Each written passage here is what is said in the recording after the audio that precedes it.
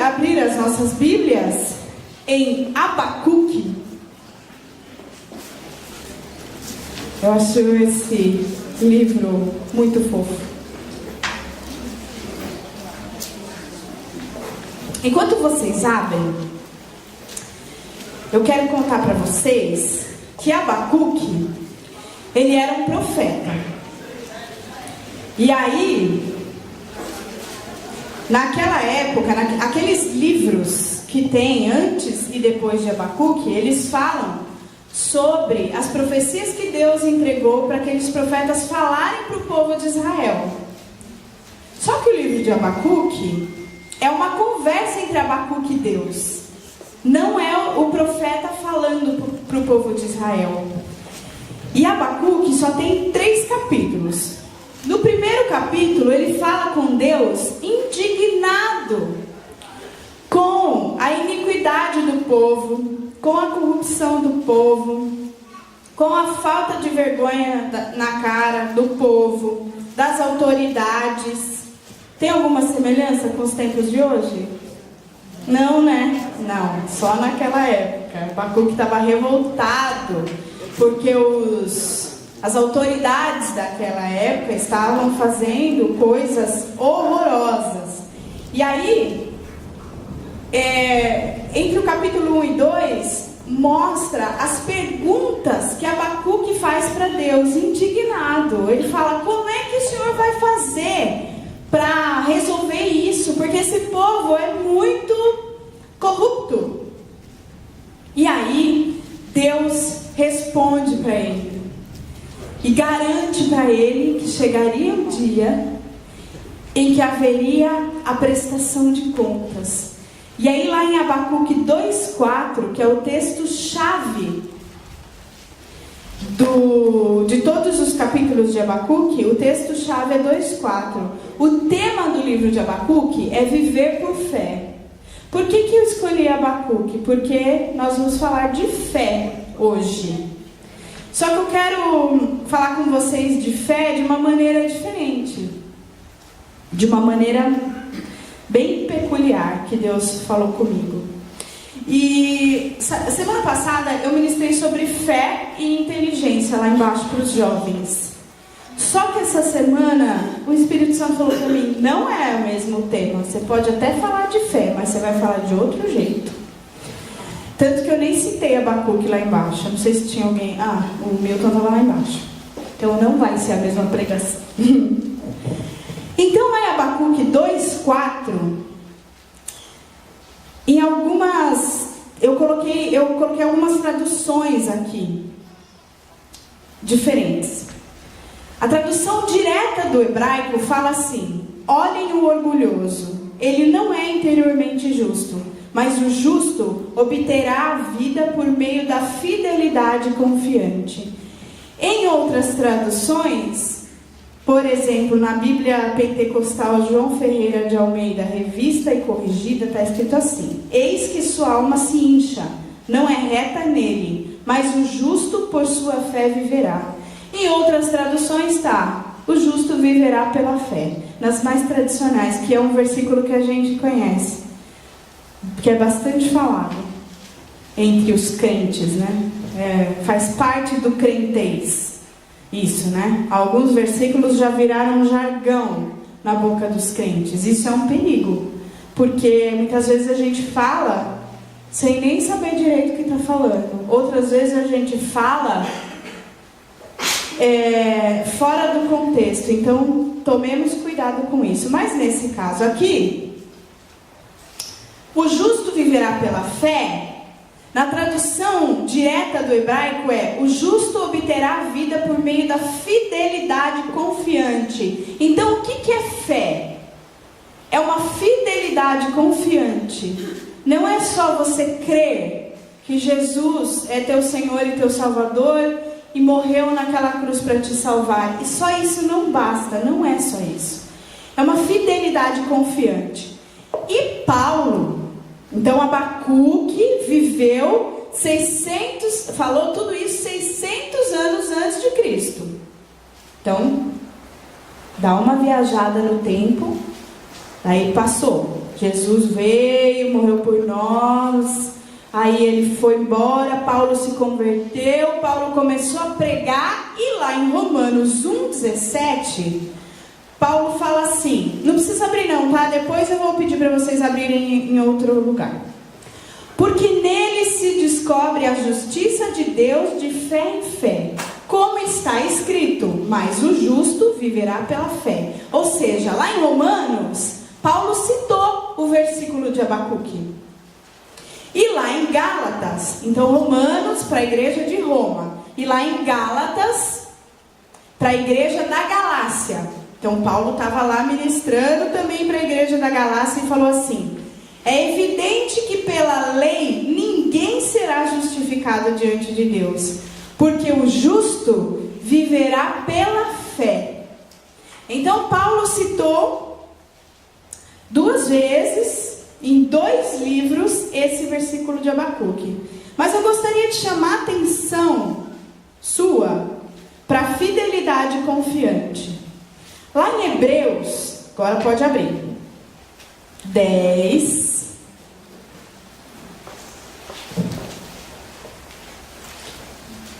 O autor de Hebreus, ele é desconhecido. Muitos desconfiam que foi Paulo que escreveu Hebreus, mas nós não temos prova de nada, então a gente não pode ficar falando coisa que a gente não tem prova. Amém? Hebreus 10, do 19 ao 23, está escrito assim: tendo, pois, irmãos, ousadia para entrar no santuário pelo sangue de Jesus, pelo novo e vivo caminho que ele nos consagrou pelo véu, isto é, pela sua carne, e tendo um grande sacerdote sobre a casa de Deus. Então, o que ele está falando assim? Nós que aceitamos Jesus como Senhor e Salvador, temos uma nova vida. Lá no 22, cheguemos-nos com verdadeiro coração, em inteira certeza de fé, tendo os corações purificados da má consciência e o corpo lavado com água limpa. Retenhamos firmes a confissão da nossa esperança, porque fiel é o que prometeu. E Abacuque, depois, então volta lá no Abacuque, estou dando uma viajada, né? Vamos ver, tomara que vocês acompanhem. Aqui em Hebreus, o autor de Hebreus está falando isso. Que teve uma coisa que me chamou muita atenção. Tendo os corações purificados da má consciência e o corpo lavado com água limpa. Então, quando nós aceitamos Jesus e nos purificamos através da confissão, através de uma nova vida com Cristo, a gente se livra da má consciência, o corpo é lavado com água limpa e automaticamente nós temos uma fidelidade confiante em Deus. Porque se você tomou a atitude de aceitar Jesus e de seguir o caminho de Deus, você está caminhando para uma fidelidade confiante, que é a fé, que é a tradução. É a mesma coisa que fé. Calma, eu vou chegar lá, tá, gente? Tá meio doido ainda, mas eu vou chegar lá. No capítulo 3 de Abacuque, ele chega à conclusão de que não importa como Deus vai fazer, mas Ele vai fazer. É isso.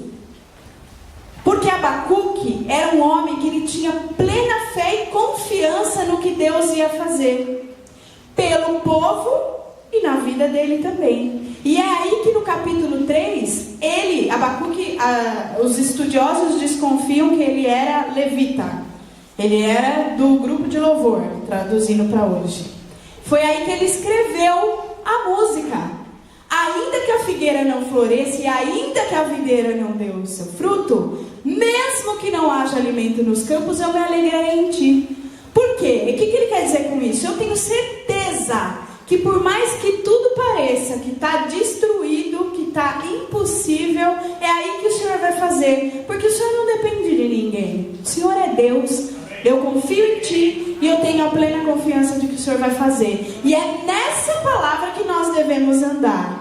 É isso que é a fé, a confiança e a certeza de que você agora vive um caminho reto com Deus, você se limpou das más, como está escrito aqui? Más consciências? Tem um monte de tradução, né? Da má consciência. E você está lavado com água limpa. Agora, pula lá no Hebreus 10, a gente está no Hebreus 10. Vamos lá no 35 ao 39, veja bem. Não rejeitei, pois, a vossa confiança, que tem grande avultado galardão. Ou seja, se você confiar, Deus vai te recompensar. Porque necessitais de paciência. Quem está precisando de paciência, não levanta a mão. Depois de haverdes feito a vontade de Deus, possais alcançar a promessa. Basta somente crer? Não. Quando você tem uma fidelidade confiante, eu vou grifar aqui. Quando você tem uma fidelidade confiante,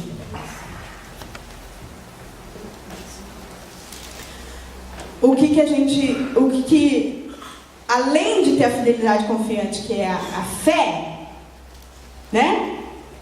Onde que eu estou? 35, 36, porque necessitais de paciência, possais alcançar a promessa, depois de haver desfeito a vontade de Deus. Então o que a gente precisa, além de confiar? Fazer a vontade dele, ou seja, obedecer. Então, a fé sozinha, só fé, adianta? Não, sabe por quê? Porque o ímpio também tem fé, gente. O ímpio tem muita fé. Vocês não vêem um monte de gente aí no mundo alcançando graça por acreditar em coisa que não presta? Porque, aí lá no 37, porque ainda um pouquinho de tempo e o que há de vir virá e não tardará. Ou seja, Deus vai fazer no tempo dele. Mas o justo viverá da fé. E se ele recuar, a minha alma não tem prazer nele. Nós, porém, não somos daqueles que se retiram para a perdição, mas daqueles que creem para a conservação da alma. Ou seja, para a salvação, você também precisa ter fé. Se você não tem fé, pode ser que você não alcance a salvação. Porque se você recuar da fé, Deus não tem prazer em você, em nós, no caso, né? Porque eu também estou nesse barco com vocês, aqui no mundo ainda. Isso é o Hebreus 10. E aí no Hebreus 11, ele começa a falar o que é fé. Porque Deus é maravilhoso. Ele não joga uma coisa assim, pá, joguei. Isso daí quem faz é Satanás, que joga uma bomba no seu colo e pica a mula. Deus não, ele te fala uma coisa pesada, pode ser que você ache muito pesado o que ele falou aqui. Se ele recuar, a minha alma não tem prazer nele. Só que Deus, ele é galardoador daqueles que o buscam e ele corrige aquele que ele ama, como o próprio Fabiano já falou aqui hoje. Então ele explica o que é a fé. E a gente está aqui para aprender, para relembrar e para praticar. Amém? Então lá em Hebreus 11, do 1 ao 3, ele fala assim: ora, a fé é o firme fundamento das coisas que se esperam e a prova das coisas que se não veem. Porque por ela os antigos alcançaram testemunho. Esse por ela os antigos alcançaram testemunho é que aqueles que não conheceram Jesus, que morreram antes de Jesus, eles foram salvos pela fé. Eu tinha essa questão antes, quando eu comecei a aprender a palavra, eu me perguntava assim, mas quem não aceitou Jesus, como é que ele vai para o céu? Se ele não tinha Jesus ainda. Então, esse versículo é um dos que provam que é pela fé que esse povo foi salvo. Pela fé, entendemos que os mundos, pela palavra de Deus, foram criados. Lembra do que haja luz? É isso. De maneira que aquilo que se vê não foi feito do que é aparente. Por quê? A terra era sem forma e vazia. Deus utilizou alguma coisa que tinha ali para que houvesse luz? Não. Ele profetizou. Ele enxergou aquilo que não existia como se já existisse. Pela palavra ele disse que haja luz. E houve luz. Alguma semelhança com o que nós devemos fazer? Todas, né? Aí vai para o versículo 6. Ora, sem fé é impossível agradar a Deus, porque é necessário que aquele que se aproxima de Deus creia que Ele existe e é galardoador dos que o buscam. Ele é presenteador, para traduzir bem simplesinho. Então, o que é a fé para nós? É a matéria-prima que Deus tem para agir. Mas então, como é que a gente deve tratar essa fé? Já deve ter um monte de gente que veio aqui, subiu nesse púlpito e falou: a fé é um músculo, para que ele fique forte nós devemos exercitar. Todo mundo já ouviu isso? Então, isso é verdade. É bem verdade. Como que a gente faz? Todos nós recebemos uma porção de fé. E cabe a nós exercitarmos essa fé para que ela cresça e para que Deus possa trabalhar em nós, porque é à medida que nós trabalhamos a fé que Deus vai acrescentando em nós. Por quê? Se Ele se alegra com a nossa fé, conforme a nossa fé vai aumentando, a alegria dele conosco vai aumentando também. E o galardão dele para nós vai aumentando também. É tudo proporcional. E a fé, como está escrito ali no Hebreus 11:6, é a certeza, é o firme fundamento, é algo sólido, não é uma fantasia, não é você ignorar um fato natural e falar assim: não estou vendo isso. Não é isso. Não é você falar, como eu dei o exemplo lá embaixo, não é você colocar um óculos verde na cara da vaca para ela enxergar a grama seca verde. Não é isso. Porque na hora que ela comer, ela vai ver que a grama está seca. A fé é você ter a certeza que você vai orar e Deus vai mandar a chuva e a grama vai ficar verde. Entendeu? Não é você dar um de louco e falar: não tô vendo nada, não tô enxergando, isso não está existindo, e aquele negócio acontecendo na sua cara. Isso daí não é Deus que está te dando essa estratégia. Pensem bem. Deus é maravilhoso e Deus, Ele é inteligente e Ele é o mais inteligente de todos. Ele não vai dar ideia idiota para ninguém. Então isso é uma boa dica. Quando você tiver uma ideia e aquilo parecer um pouco estranho, não vem de Deus. Fé é a certeza. É você ter certeza de que Deus falou com você, o Espírito Santo confirmou e vai acontecer.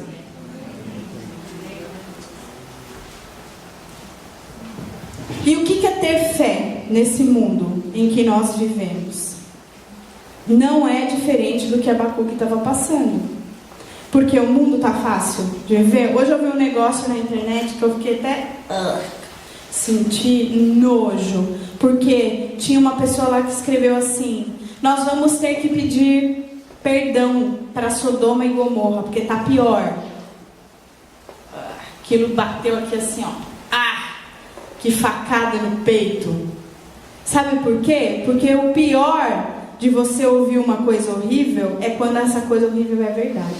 Aí dói mais. Aí fica ruim. Fica muito ruim. A palavra de Deus é uma realidade e não uma possibilidade. Deus é Deus e a palavra dele se cumpre, você acreditando ou não. Então, eu já falei de fé, exercitar a fé. Eu já falei de confiar. E agora eu quero falar de crer na palavra de Deus. Então nós temos que exercitar esse músculo da fé. E como nós fazemos isso? uma das dicas é ler a palavra de Deus. Porque quando você lê a palavra de Deus, você começa a entender como Deus pensa e como Ele age. E Deus, Ele tem um estilo de fazer as coisas que quando você tem intimidade com Ele, você já fala, é Deus que está falando, eu já sei o que Ele vai fazer. Quando você é melhor amigo de Deus, você conhece Ele como se você conhecesse seu melhor amigo. As caras que o seu melhor amigo faz, as vontades que ele tem, o que ele gosta, o que ele não gosta, o que ele pode e o que ele não pode comer e ouvir e saber e ter. Quando você é o melhor amigo de Deus, você, só pela sequência das coisas acontecendo, você já sabe como Deus vai agir. E é aí que a sua fé vem com mais força e Ele age. Porque Ele é Deus. Amém. Você crendo ou não. E esse negócio de você crendo ou não, eu gosto de falar sempre. Porque é assim, é a mesmíssima coisa que a lei da gravidade. Então o que está escrito na palavra de Deus, Ele é fiel, justo e vai cumprir. Não interessa se você crê ou não, não interessa se você acredita, se você crê, e não interessa se você quer, não interessa, Ele vai cumprir. Não interessa se é crente ou se não é crente, a palavra de Deus vai se cumprir. É a mesma coisa que, porque tem gente que fala assim, eu não acredito em demônio, mas eles existem. Então se você pular de um prédio de 10 andares, você não vai morrer, porque você não acredita que vai morrer, então você não vai morrer. Então Deus existe da mesma forma que a lei da gravidade. Você acreditando ou não, se você pular de um prédio de 10 andares, 20 andares, você vai morrer. Essa comparação é um pouco esquisita, mas nós temos muitas vezes que fazer certas comparações para que o nosso cérebro acorde, tenha um estalo. Uma outra coisa importante para você exercitar a sua fé, ter meta e foco. O que acontece no natural é limitado. O que acontece no sobrenatural não é limitado. Então, a sua parte você tem que fazer, porque é o natural. Quando aquilo se torna impossível, aí Deus entra. Vou dar um exemplo. Quando eu e o Eli fomos comprar a nossa casa em Atibaia, era uma coisa um pouco impossível. E aí depois a gente foi conhecendo melhor e foi percebendo que era mais impossível do que a gente imaginava. E aí o Eli falou assim pra mim, ligou pra mim e falou, eu acabei de sair de lá e eu vi, e o dono conversou comigo e o corretor também, e não sei o quê. E não vai dar. Não vai dar porque não tem condições. Eu estou me sentindo impotente. Daí essa palavra fez assim para mim. Brilhou. Falei, glória a Deus, porque você está impotente. Porque agora Deus vai agir. Porque se você tivesse condição, que papel teria Deus nessa história? É muito fácil você querer ter uma coisa, ir lá e comprar. Não é não? Muito fácil, muito simples. Cadê Deus nessa história? Mas quando o impossível existe para você, eu acho que Deus faz assim, agora é agora que eu vou entrar e vai ver o que eu vou fazer. E agora? Uma outra coisa muito importante, muito interessante, é que eu achava que eu era meio louca e eu me sentia sozinha nisso. Mas eu vou explicar para vocês como funciona dentro da cabeça de uma pessoa que tem fé. E aí, se alguém tiver esse mesmo sentimento, vai sair daqui aliviado e confortado. Eu não sei se vocês lembram, a última vez que a pastora Miriam esteve aqui, ela falou de dom da fé, que é uma outra coisa. Ela citou isso, que a pessoa ter fé é uma coisa, mas ter o dom da fé é outra. Vou explicar como é que é ter o dom da fé. A pessoa que tem o dom da fé não é a mesma coisa que ter fé, tá? Na Bíblia está bem claro que alguns têm o dom da fé. A pessoa que tem o dom da fé, ela tem a sensação de que ela gostou que aconteceu uma tragédia. Vou explicar. Mas não é isso. Você não é do mal, você não está endemoniado. Vou explicar. Quando eu e o Eli tomamos um golpe milionário, um estelionatário veio e roubou R$1,5 milhão nosso, e a gente descobriu, primeira coisa que eu falei, glória a Deus. Só que, gente, dá uma vergonhinha, porque você é a única louca que fala isso.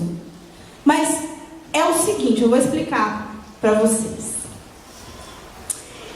Você tem uma sensação de que agora Deus vai entrar com uma providência, vai fazer um milagre na sua vida e todo mundo vai ver que Ele é Deus. O prazer que você tem é de você ser usado por Deus para que o nome dele seja glorificado. Entendeu agora? Amém. Quando eu descobri que meu pai ia morrer de câncer, eu falei, glória a Deus. Nossa, teve um monte de gente que entortou o nariz para mim. Não estou nem aí, sabe por quê? Porque quando você tem uma atitude de fé bem louca, as pessoas são confrontadas na fé. Porque elas olham para sua cara e pensam assim, como é que ela pode estar tendo uma fé desse tamanho? A minha não chega nem 1% disso. Mas você não faz isso para vangloriar seu nome. É uma fé que vem aqui dentro, uma coisa que você acredita que Deus vai usar aquela situação terrível para glorificar o nome dele. E na época eu me senti muito confortada, porque eu morria de medo que meu pai fosse curado e desviasse. E eu tinha certeza que se ele morresse daquele jeito, Deus acrescentou anos para ele, tá? Ele não ficou doente e morreu em seguida, não. Ele pôde aproveitar bem aí uns 4 anos, né? E vinha no culto, e tomava quimioterapia, e vinha aqui no louvor, e viajava, e não sei o que, ele fazia tudo. E ainda dava uma palavra de fé e ânimo para os irmãos. Ou seja, ele estava glorificando o nome de Deus mais do que se ele tivesse curado. Porque quando ele estava curado, ele não ficava falando de Jesus por aí. Entendeu? E aí eu falei, ele vai embora curado. E ele vai para a glória, direto. Não vai nem parar no meio do caminho. Não tem chance dele não ir para o céu. E era essa a minha fé. Porque eu queria ver o meu pai salvo. Porque a melhor coisa que eu pude devolver para ele, porque ele me deu muito, foi apresentar Jesus para ele. Ele não podia dar mais nada. Entendeu? É muito egoísmo da nossa parte a gente achar que alguma coisa que Deus está fazendo é injusto. Pelo amor de Deus, não seja soberbo a esse ponto. Tenha humildade e uma dignidade de um cristão verdadeiro, confiante, né? Qual que é a palavra? Fidelidade confiante. Se você é verdadeiramente um cristão, você não tem coragem de murmurar diante das coisas que estão acontecendo e que Deus está fazendo. Presta atenção no que você anda falando. Presta atenção no que você anda crendo. Presta atenção no que você anda lendo. Sabe por quê? Quando você conhece a palavra de Deus, você sabe para onde você vai. E aquele que não sabe para onde vai, não vai para lugar nenhum. E também não consegue levar ninguém para lugar nenhum. Se você é verdadeiramente filho de Deus, Ele te levantou para fazer as coisas na sua vida e para que o nome dele seja glorificado e para que outras vidas, através da sua vida, recebam a vida eterna. Porque na palavra de Deus não está escrito assim, e depois todos vocês que são líder de célula e que não fazem mais nada, só são líder de célula. Não está escrito isso. Não está escrito ide a todo mundo e pregar o evangelho, você que recebeu o chamado de evangelista. Não está escrito isso. Está escrito que todos nós recebemos algo que é o ministério da olha lá, falei que eu ia tropeçar, que é o ministério da reconciliação. A partir do momento que nós aceitamos Jesus como Senhor e Salvador e levamos, nosso dever é levar o nome de Jesus adiante, para que esse povo que está sofrendo aí fora saiba quem é Deus.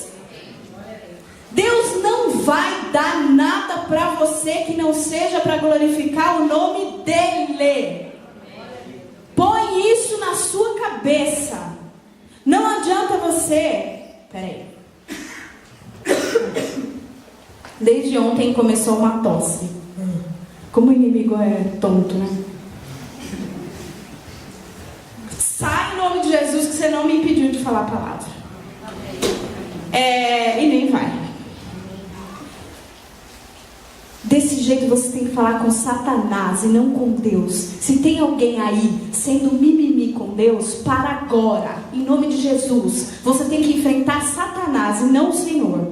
Amém? Isso não estava no meu script não, mas Deus sabe de todas as coisas.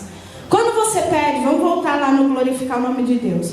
Quando você pede algo para Deus, você tem que ter em mente que se isso não for glorificar o nome dele, não tem por que ele te dar. Não faz sentido. Eu vou falar. Tudo é dele, tudo vem dele e tudo volta para ele. Entende? Quando hoje nós oramos para começar o louvor, eu pedi para Deus que a unção dele viesse sobre nós, para que nós pudéssemos levar a igreja a adorar a ele. Então, a unção vem dele, baixa aqui a unção dele, a gente consegue levar a igreja a adorar ele, volta para ele. É um círculo, vem dele, passa por aqui e volta para ele. A gente tem que entender isso. Quando você colocar na sua cabeça como que Deus age, por que ele faz certas coisas e para que ele faz certas coisas, você vai viver uma vida com Deus. Não é sem lutas. Não é. Porque o cristão não vive uma vida sem lutas. Mesmo porque, como é que a gente vai glorificar o nome de Deus sem lutas? Eu ouvi esses dias uma pessoa que falou assim para outra: não, mas eu estou muito melhor no mundo do que quando eu estava na igreja. Não tenho mais lutas. É lógico. Está servindo a Satanás, ele vai te dar a falsa ilusão de que você não vai ter lutas mesmo se você estiver no mundo. Mas e depois? E no final? Para onde você vai? Vai morar com Satanás. É isso que você quer? Não. Então, a vida aqui é muito curta. Vale muito mais a pena a gente lutar aqui por Deus e com Deus e alcançar a vida eterna. Faz a conta, gente, pelo amor de Deus. Deve ser por isso que eu falei sobre inteligência lá com os jovens, né? O que a gente tem que fazer para edificar a nossa fé?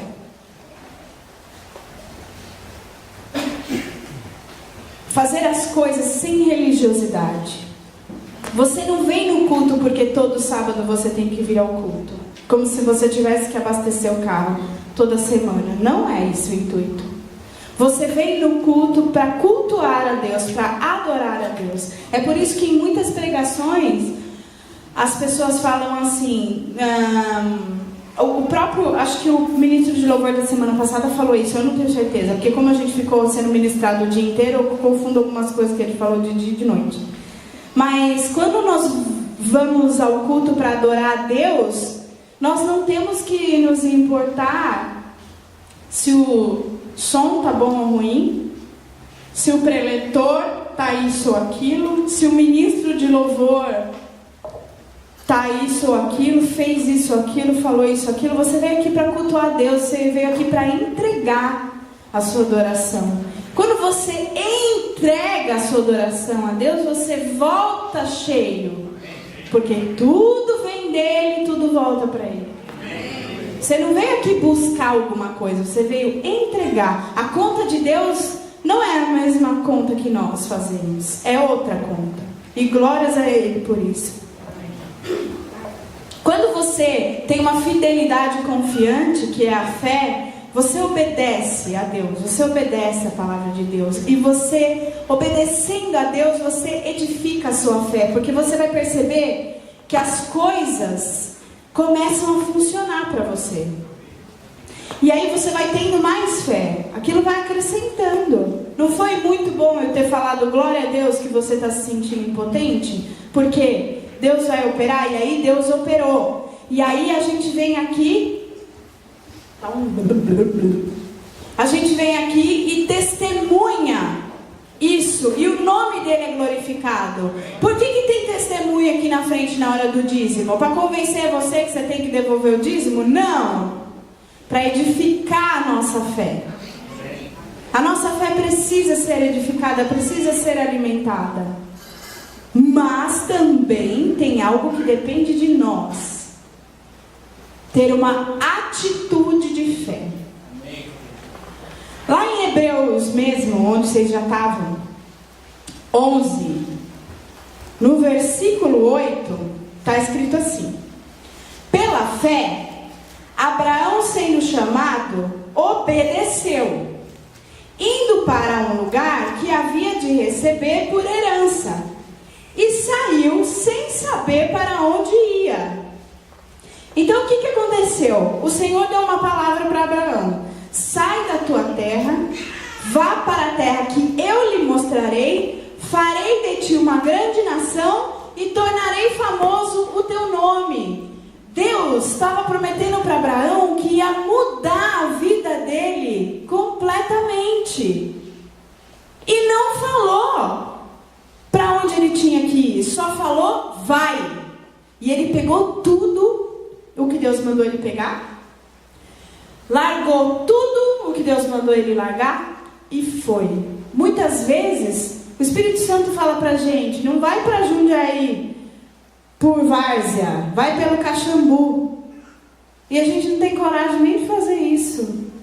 E Abraão, pela fé, ele largou tudo e foi, não sabia nem para onde ia.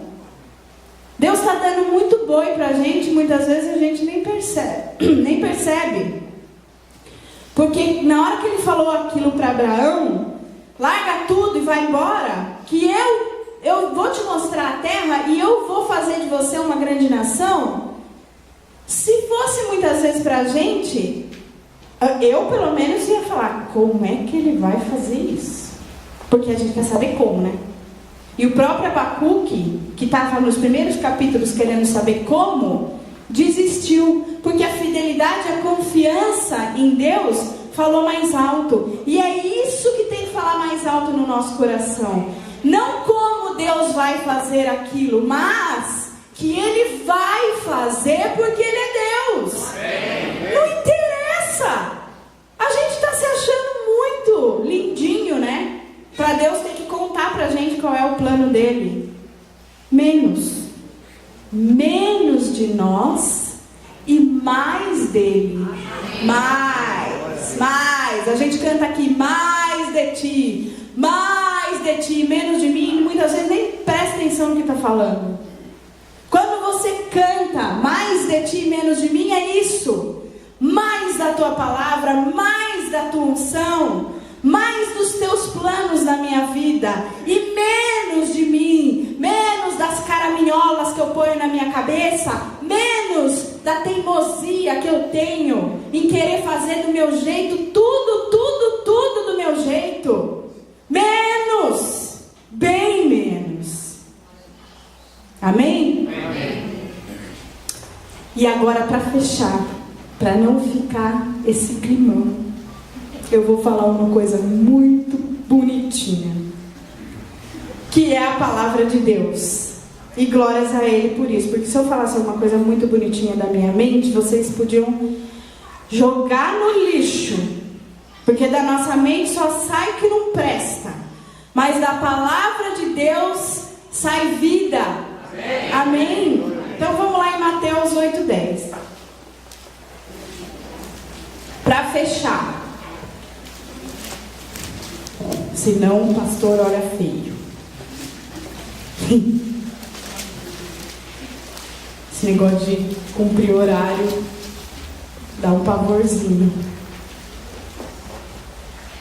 Esse versículo é muito legal. Eu fiz até uma brincadeira lá embaixo com as crianças, os jovens.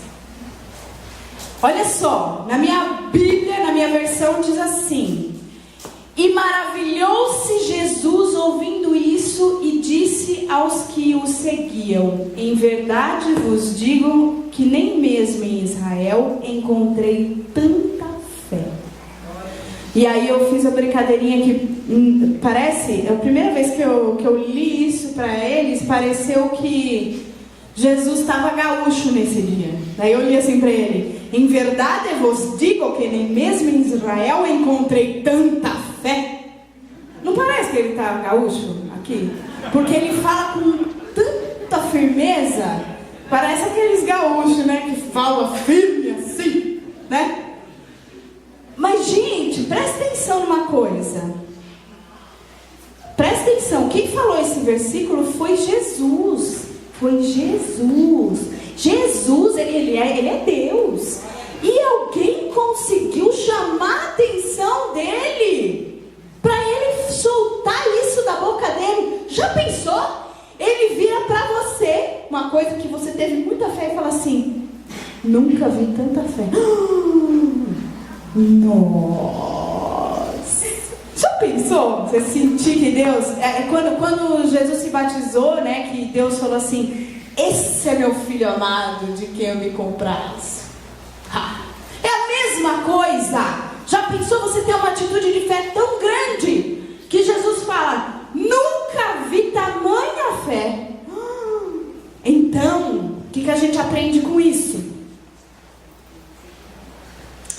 Que a nossa fé tem que estar tão, mas tão firme e tão embasada em confiança, em obediência, em limpeza de alma, que Jesus olhe para a gente e faça: nunca vi tanta fé. Entendeu? Então, que nós alcancemos esse objetivo diante de Deus. Porque se a gente conseguir deixar Jesus maravilhado, gente, a gente vai ter tudo e muito mais. Coisas que a gente nem espera.